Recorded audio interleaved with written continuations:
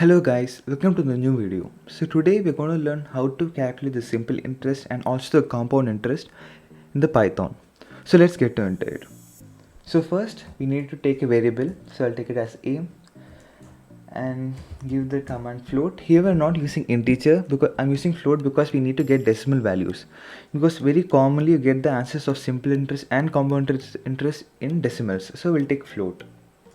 So I'll take float, open the bracket, and I'll write the command input because we need to take values from the user. And I'll open a string, enter the principal amount. And I'll take a semicolon here because it'll be more systematic and it'll be much easier to understand. It's not compulsory to put the semicolon here. Not semicolon, colon. And then I'll copy this and I'll paste it down here again because we need to do this 3 times. It'll be for principal amount, rate of interest and time period. But you need to make changes, that's compulsory, otherwise you'll get the wrong answer. Here I'll take the variable b and here I'll change it to rate of interest.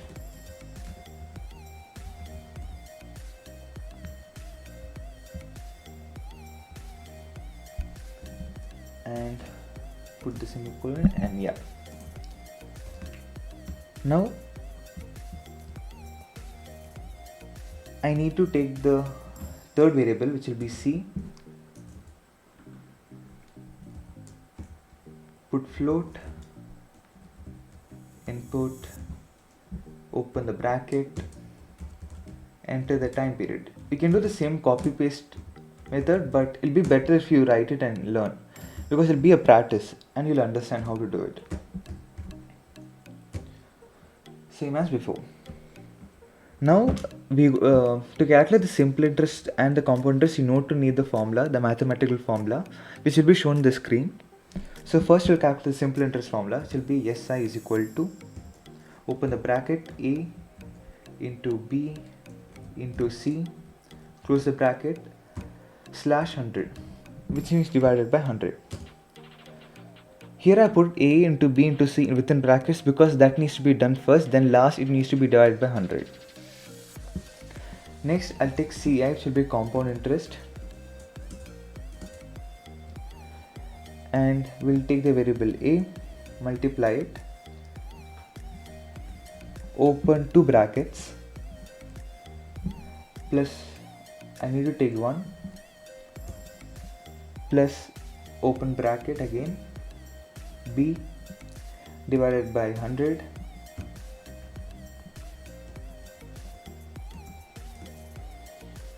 divided by 100, close the bracket.